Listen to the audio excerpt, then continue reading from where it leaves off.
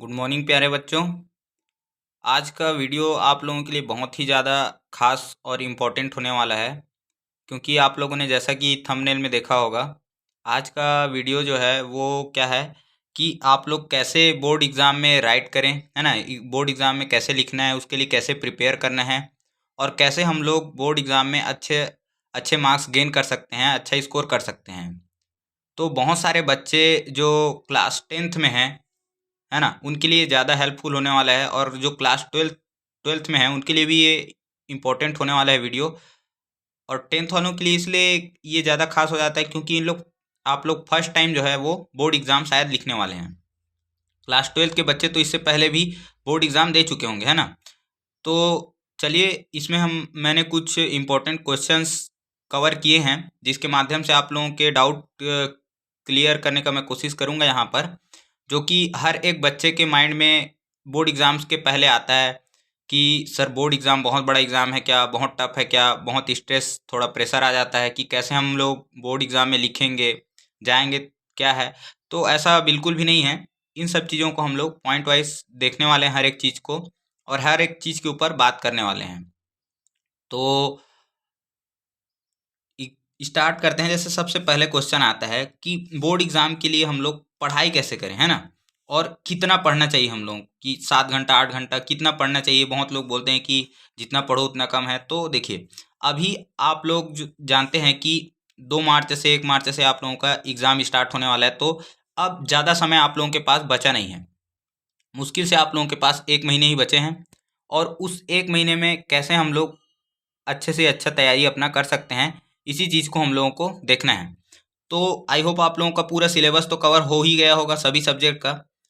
तो अपने को कुछ पॉइंट्स हमको ध्यान रखना है कि अब देखो, पढ़ने का तरीका क्या होना चाहिए। तो सबसे ज़्यादा हमको अभी क्या करना है, रिवीजन पर फोकस करना है। जितना ज़्यादा से ज़्यादा आप लोग रिवीजन कर सकते हो, उसको हमको ध्यान रखना है। क्योंकि आप लोग बहुत बहुत सारे अभी तक एग्ज़ाम दिलाते आए हो क्लास 9 तक।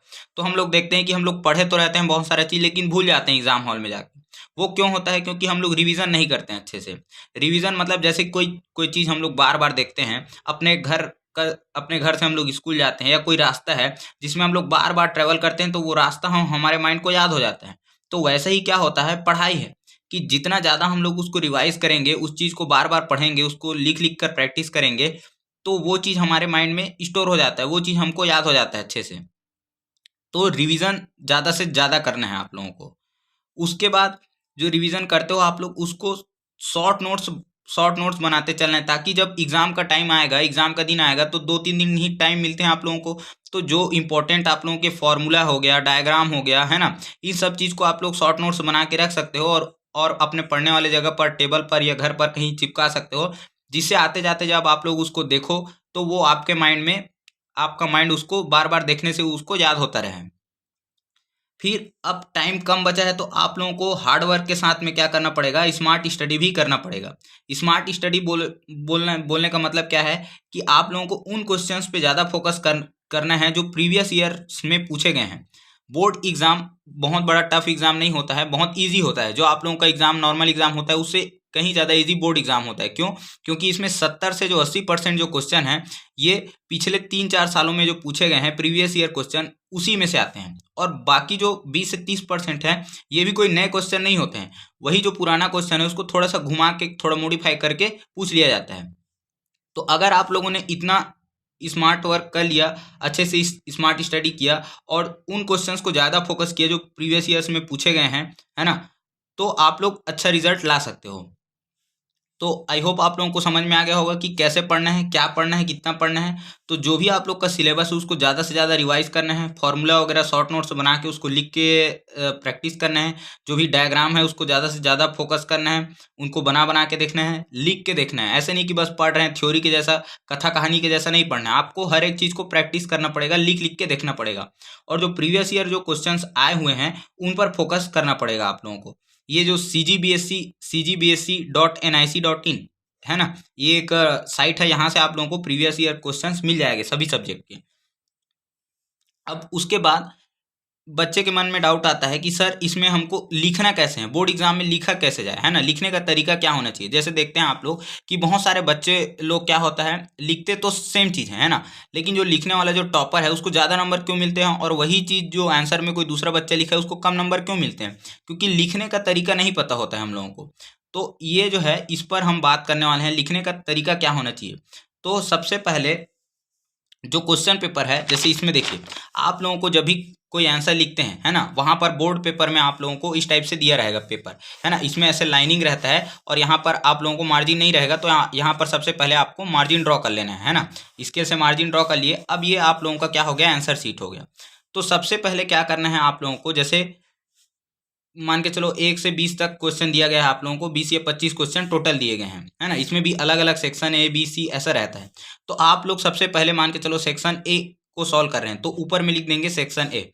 इसके बाद आप लोग क्या करेंगे, यहाँ पर फर्स्ट क्वेश्चन से स्टार्ट कर रहे हैं तो यहाँ पर लिखना है आंसर नंबर 1, है ना, आंसर नंबर 1। इसको ऐसा लिख के बॉक्स में बंद कर सकते हो, या तो आप लोग टॉप में लिख सकते हो या आप लोग साइड में भी लिख सकते हो, कोई ज़रूरी नहीं है। लेकिन सामने लिखने से क्या होता है, हमको पता चल जाता है, डायरेक्ट यहाँ पर जाता है, जो चेक करने वाले हैं ना टीचर हैं उनका ध्यान यहाँ पर जाता है। तो आप लोग ऐसे सामने भी लिख सकते हो, बॉक्स में बंद कर दिए।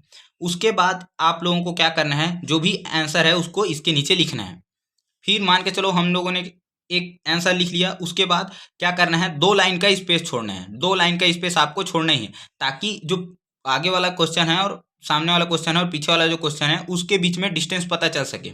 अब मान के चलो यहाँ पर आप लोगों का पहला क्वेश्चन खत्म हो गया, तो 1 लाइन 2 लाइन 2 लाइन छोड़ के हम लोगों ने यहाँ पर से लिखना स्टार्ट किया आंसर नंबर 2, है ना। सेकंड क्वेश्चन यहाँ पर लिखा, बॉक्स में बंद कर दिया इसको, फिर यहाँ पर हमने सेकंड क्वेश्चन लिखा। तो ये क्या होना चाहिए, लिखने का तरीका होना चाहिए। और ज़्यादा अच्छा अगर आप लोगों के पास टाइम बच जाता है तो क्या कर सकते हो, स्केल से यहाँ पर लाइन खींच सकते हो। तो ऐसा आप लोग क्या कर सकते हो, अपने आंसर को लिखने के लिए अच्छे से अच्छा बना सकते हो। ये लिखने का तरीका होना चाहिए। कई कई सारे बच्चे लोग को पता नहीं रहता, कोई यहाँ पर लिख रहा है तो कोई कुछ लिख रहा है।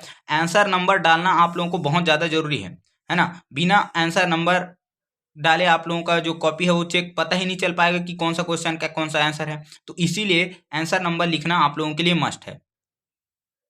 इसके बाद और क्या होता है, आप लोगों को बहुत सारे बच्चे लोग को क्या होता है, क्वेश्चन लिखने का हैबिट होता है ना, क्वेश्चन लिखने का हैबिट है, या उनके स्कूल में बोला जाता है कि क्वेश्चन भी लिखना है। तो आप लोग ध्यान रखेंगे, क्वेश्चन लिखने का कोई भी ज़रूरत नहीं है बोर्ड एग्जाम में। मैं बार बार बोल रहा हूँ, इससे आप लोगों का जो टाइम है वो टाइम वेस्ट होता है।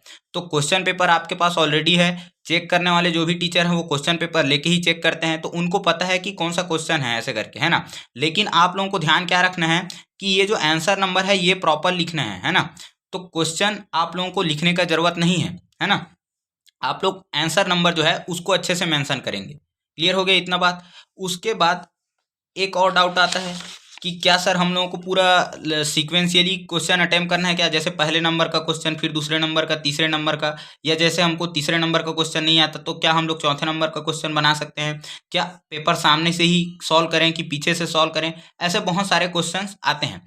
तो देखिए इसके लिए आंसर क्या है, आप लोगों को जो क्वेश्चन पहले आता है ना, कोशिश करना है कि सामने से स्टार्ट करना है। कोशिश क्या करना है कि सामने से क्वेश्चन सॉल्व करने का स्टार्ट करना है, 1 नंबर से, फिर 2 नंबर, फिर क्वेश्चन नंबर 3, फिर क्वेश्चन नंबर 4, ऐसे करके क्या करना है, आपको सामने से पीछे की तरफ सॉल्व करना है। ये एक अच्छा वे माना जाता है। लेकिन कोई बात नहीं, अगर आप लोग क्या करना चाहते हो, कई कई बच्चे लोग का क्या होता है कि वो पीछे से स्टार्ट करते हैं, रिवर्स से, लॉन्ग आंसर क्वेश्चन से पीछे से लिखते आते हैं, है ना, ताकि उनका जो लॉन्ग आंसर क्वेश्चन है वो छूटे मत।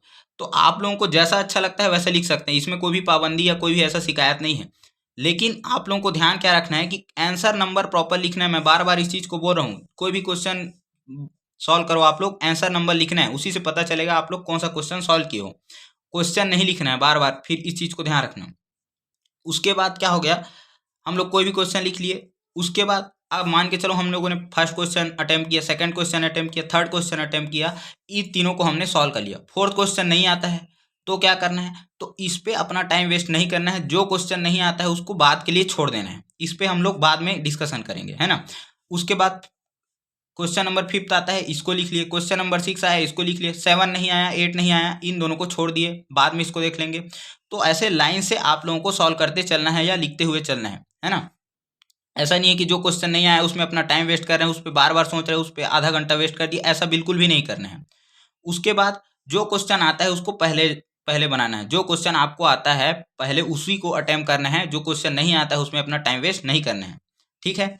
इसके बाद फिर क्या करेंगे, और आप लोग जरूरी नहीं कि आगे से लिखो या पीछे से लिखो, जैसे आपको लिखना है लिख सकते हो। ऐसा भी नहीं है कि 2 नंबर के बाद सीधा 10 नंबर का आंसर राइट कर रहे हैं तो हमारा नंबर कट जाएगा क्या, या कोई ऐसा कोई भी प्रॉब्लम नहीं है, ठीक है। आप जैसे चाहो वैसे लिख सकते हो। लेकिन क्या होता है, अगर आप सिक्वेंशियली लिखते हो तो क्या होता है, जो चेक करने वाले जो टीचर हैं उनको थोड़ा सा क्या होता है, हेल्पफुल रहता है, और उनके लिए एक अच्छा माइंडसेट रहता है कि चलो बच्चा सीक्वेंस में लिखा है तो, है ना। अगर आप लोग रैंडम लिखोगे, 2 के बाद 10 लिखोगे, फिर 5 नंबर का क्वेश्चन लिखोगे, फिर 12 नंबर का लिखोगे, तो ऐसे क्या होता है, उसको चेक करने में भी थोड़ा प्रॉब्लम जाता है ना। तो हो सकता है वो आपको आधा नंबर या 1 नंबर ऐसे काट सकता है। तो इसीलिए आप लोगों को ध्यान रखना है कि सीक्वेंस में लिखो तो ज़्यादा सही रहेगा। अगर एक के बाद दूसरा क्वेश्चन नहीं आ रहा है तो उसको छोड़ के आप लोग नेक्स्ट क्वेश्चन जो है सीक्वेंस का उसको लिख सकते हो। उसके बाद क्या है, आप लोग जब आंसर लिखते हो तो ज़्यादा से ज़्यादा कोशिश करना है, साइंस जो साइंस है सब्जेक्ट, या जहाँ पर भी आप लोगों को डायग्राम आता है तो डायग्राम मस्ट ड्रॉ कीजिए, है ना। डायग्राम जो है, इसीलिए आप लोगों को बोला हूँ कि डायग्राम से पढ़ना है और अच्छे से इसको ड्रॉ करना है।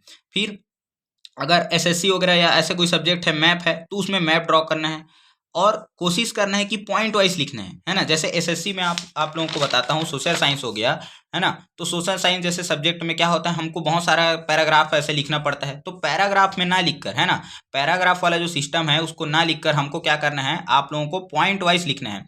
पॉइंट वाइज लिखने में क्या होता है कि जो एग्जामिनर चेक कर रहा है आप लोगों का, उसको भी पढ़ने में हेल्पफुल रहता है, प्लस आपका जो इंपॉर्टेंट पॉइंट है वो कवर हो जाता है। तो हमको इतना बड़ा बड़ा पैराग्राफ लिखने का जरूरत नहीं है, पेज नहीं भरना है हमको इंपॉर्टेंट चीज लिखना है।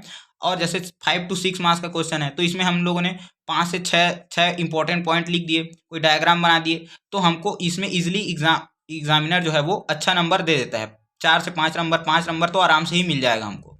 तो ये कोशिश करना है आप लोगों को। फिर जैसे जो मैथ्स हो गया, साइंस हो गया, ऐसे कुछ कुछ सब्जेक्ट रहते हैं जिसमें आप लोग आउट ऑफ स्कोर कर सकते हो, है ना। मतलब टोटल 75 मार्क्स का है तो आप लोग 75 आउट ऑफ 75 स्कोर कर सकते हो। तो जब आप लोग अच्छे से लिखने का तरीका, और नीट एंड क्लीन लिखना है आप लोगों को, बार बार काटा पीटी नहीं करना है। मान के चलो कोई क्वेश्चन लिख रहे हैं हम लोग, यहाँ पर कोई गलती हो गया तो इसको बार बार ऐसे रफ टाइप से नहीं करना है। इसको या तो आप लोग क्या करो, एक लाइन में काट दो, या इस क्वेश्चन को ऐसे एक लाइन में काट सकते हो, उसके बाद नेक्स्ट यहाँ पर से आप लोग लिखना चालू कर सकते हो। इसको बार बार काटोगे तो आपका जो एग्जाम जो पेपर है, एग्जाम आंसर शीट है, वो खराब दिखता है और बैड इंप्रेशन जाता है। तो इसीलिए आप लोगों को इन छोटे छोटे चीज़ों का क्या करना है, बारीकी से ध्यान रखना है। फिर इसके बाद आप लोगों को सभी क्वेश्चंस को अटेम्प्ट करना है, ये ध्यान रखना है। कोई भी क्वेश्चन आप लोगों को छोड़ना नहीं है। ये लास्ट में और बताएंगे कि कैसे करना है इसको। जो क्वेश्चन नहीं आता है उसको कैसे लिखना है ये भी बताते हैं। फिर टाइम मैनेजमेंट आप लोगों को करना है। बहुत सारे बच्चों का ये शिकायत रहता है कि सर आता तो सब क्वेश्चन था लेकिन टाइम मैनेजमेंट नहीं हो पाया, इतना क्वेश्चन छूट गया, ये क्वेश्चन छूट गया। तो टाइम को जो है आप लोगों को बहुत अच्छे तरीके से मैनेज करना है, क्योंकि आप लोगों को पता है कि 3 ही घंटे मिलने वाले हैं आप लोगों को एग्जाम में। तो ऐसा भी नहीं है कि हम लोग पहले से बना के 2 घंटे में बैठ गए। तो इस 3 घंटे का प्रॉपर यूटिलाइजेशन करना है और इस टाइम को बहुत अच्छे से मैनेज करना है। अब इसके बाद आप लोगों को क्या करना है, आप लोगों को एक चीज़ और बता दी है कि केवल आंसर ही लिखना है।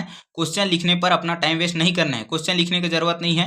क्वेश्चन पेपर आपके पास भी है, क्वेश्चन पेपर चेक करने वाले के पास भी है। बस आप लोगों को आंसर नंबर जो है वो अच्छे से मेंशन करना है आपके आंसर शीट में। तो इतना क्वेश्चन, तो इतना चीज़, इतने पॉइंट्स आप लोग ध्यान रखना है कि पढ़ाई कैसे करना है, एग्जाम में लिखना कैसे है। ये जितने भी पॉइंट्स बताया हूँ ये आप लोग एग्जाम से पहले ये वीडियो और देख लीजिए एक बार, तो आप लोगों को क्या करना है, अच्छे से क्लियरिटी रहेगा। फिर पढ़ते समय अभी जो 1 महीना टाइम है इसमें और क्या क्या चीज़ हमको सर ध्यान रखना है। तो आप लोगों को पहली बात तो क्या होना चाहिए, एग्जाम के लिए मेंटली प्रिपेयर होना है। ऐसे नहीं कि अभी भी हम लोग खेल कूद में, मोबाइल चलाने में ध्यान दे रहे हैं, तो इधर उधर घूमने में, कहीं शादी है तो कहीं फंक्शन है तो कोई क्या हो रहा है, प्रोग्राम हो रहा है, उसमें हम लोग जा रहे हैं। तो ये सब चीज़ को क्या करना पड़ेगा बेटा, आप लोगों को थोड़ा 1 महीने के लिए छोड़ना पड़ेगा। अगर आप लोग अच्छा रिजल्ट चाहते हो, 1 महीने के बाद आप लोग चाहते हो कि, है ना, आप लोगों को क्लास में रिकॉग्नाइज किया जाए, है ना, आपके मम्मी पापा को सम्मान दिया जाए, है ना, 4 लोग, गांव गांव के 4 लोग या आप आपस में बात करें, आपका नाम ले, तो उसके लिए आपको थोड़ा हार्ड वर्क करना पड़ेगा, कुछ मेहनत करना पड़ेगा, कुछ त्याग समर्पण करना पड़ेगा, है ना। कुछ पाने के लिए कुछ खोना पड़ता है, बोलते हैं ना। तो किसी भी पाने के लिए कुछ त्याग जरूरी है। तो यही जो आपका जो छोटा छोटा चीज़ है, जो शादी हो गया, फंक्शन हो गया, इस साल मत जाइए, है ना, अगले साल चले जाइएगा, कोई दिक्कत नहीं होगा, है ना। तो क्या है, ये सब चीज़ों को आपको छोड़ना पड़ेगा। दूसरी बात, आपको पूरा फोकस से, पूरे समर्पण से आपका जो पढ़ाई है वो करना पड़ेगा। अब पढ़ाई के लिए कोई फिक्स टाइम नहीं है कि 6 घंटा, 7 घंटा, 8 घंटा पढ़ो। जितना आप लोग पढ़ सकते हो उतना पढ़ना है। बीच बीच में थोड़ा ब्रेक भी लेना है, ऐसा नहीं कि कंटिन्यू पढ़ रहे हैं, है ना। तो कई लोग को पढ़ने के कारण तबीयत भी खराब हो जाता है, तो ऐसे इतना ज़्यादा भी नहीं पढ़ना है, थोड़ा सा रिलैक्स होकर पढ़ना है, लेकिन पूरा डेडिकेशन से पढ़ना है। फिर हार्ड वर्किंग के साथ साथ आप लोगों को बताया हूँ कि स्मार्ट वर्क भी करना है। स्मार्ट वर्क करने के साथ साथ हार्ड वर्क तो आप लोगों को करना ही करना पड़ेगा, है ना।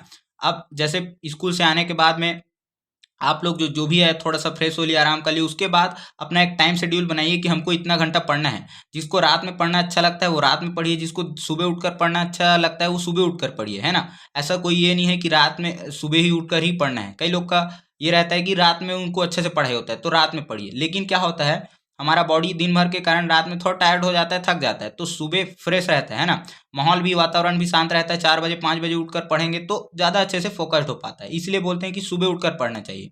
बाकी आप लोगों के ऊपर है, आप लोगों को कैसा अच्छा जमता है। और कंटिन्यूटी बना के रखना है। कंटिन्यूटी क्या होता है, हम लोग एक दिन पढ़े, 2 दिन पढ़े, अच्छे से 4 घंटा 5 घंटा पढ़ लिए, लेकिन उसके बाद वो कंटिन्यूटी नहीं बन पाता है ना। तो कंटिन्यूटी आप लोगों को पूरा 30 दिन तक, या जब तक आप लोगों का एग्जाम जब तक ओवर नहीं होता तब तक ये कंटिन्यूटी बना के रखना है। उसके बाद सभी सब्जेक्ट में फोकस करना है, एक सब्जेक्ट में नहीं। ऐसा नहीं कि साइंस को, मैथ्स को पढ़ रहे हैं, एसएससी को छोड़ दिए, हिंदी को छोड़ दिए, संस्कृत को छोड़ दिए, इसको तो हम लोग ऐसे ही कर लेंगे, ऐसा बिल्कुल भी नहीं करना है। अगर आप लोगों को ओवरऑल रिजल्ट चाहिए, ओवरऑल रिजल्ट के लिए आप लोगों को सभी सब्जेक्ट पर फोकस करना पड़ेगा। 5 सब्जेक्ट पर, जितने भी 5-6 सब्जेक्ट हैं सभी पर फोकस करना पड़ेगा। उसके बाद आप लोगों को मेंटली प्रिपेयर रहना है। देखो क्या होता है, हम लोग अभी अच्छे से पढ़ रहे हैं, अब एग्जाम टाइम में आता है, उस टाइम में क्या होता है, कोई दिक्कत आ गया, कोई प्रॉब्लम आ गया, तो हम लोग क्या हो जाते हैं, हड़बड़ा जाते हैं, डर जाते हैं। तो ये नहीं करना है आप लोगों को। कभी कभी क्या होता है, हम लोग को जो हमारा जो माइंड है वो बहुत पावरफुल है, लेकिन हम लोग उसके पावर को नहीं समझते हैं। ऐसे ही क्या हुआ, पिछले बार हमारी एक स्टूडेंट है, उसका एग्जाम के टाइम में क्या हो गया, तबीयत खराब हो गया। अब बताओ, ये तबीयत खराब हो गई तो एग्जाम, अब बहाना तो नहीं बना सकती कि हमारा जो है रिजल्ट आएगा तो हमारा तबीयत खराब था। तो बाकी लोग क्या बोलेंगे कि एग्जाम उसका तैयारी अच्छे से नहीं रहा होगा, इसलिए वो बहाना बना रहे हैं ऐसे करके।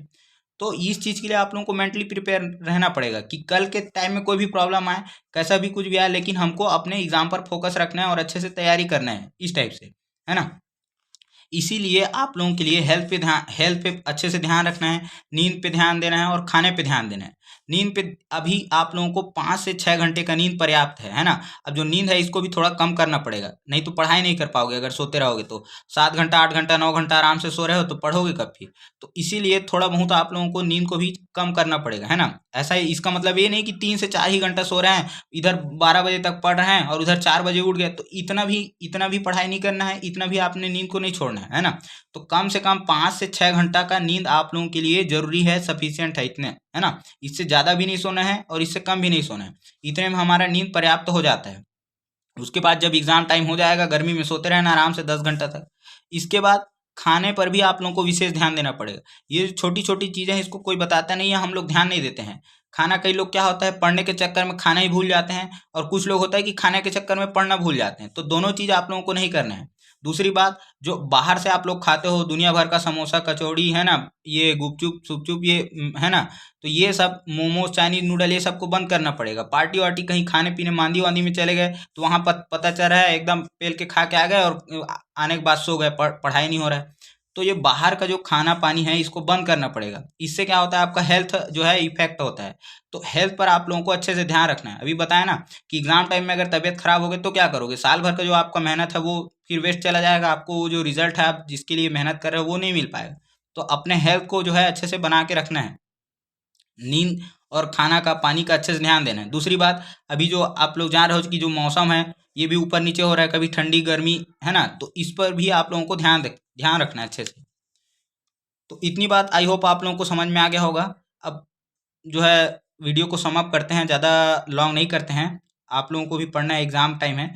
तो अब एग्ज़ाम के दिन में क्या करना है हमको, एग्ज़ाम के टाइम में क्या मेंटलिटी बना के चलना है। तो आप लोगों को एग्ज़ाम के पहले, जैसे एग्ज़ाम के पहले आप लोगों को 2-3 दिन का गैप मिलता है नेक्स्ट एग्ज़ाम और पिछले एग्ज़ाम जो हुआ है उसके बीच में। तो आप लोगों का जो रिवीजन है वो अच्छे से कंप्लीट हो जाना चाहिए, जितने भी सब्जेक्ट का है ना? तो रिवीजन अच्छे से करना है।